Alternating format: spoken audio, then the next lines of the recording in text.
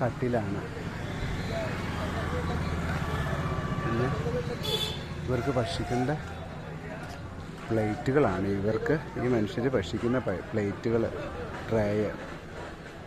ഇവർക്ക് ഒരു 5 പ്ലേറ്റ് എന്നുള്ളൊരു 5 പ്ലേറ്റ് എത്തിച്ച് കൊടുക്കുകയാണെങ്കിൽ മനുഷ്യർക്ക് നല്ല ഭക്ഷണം ഇച്ചിരി കൂടെ അന്തസ്സായിട്ട് അവർക്ക് ജീവിക്കത്തില്ലേ?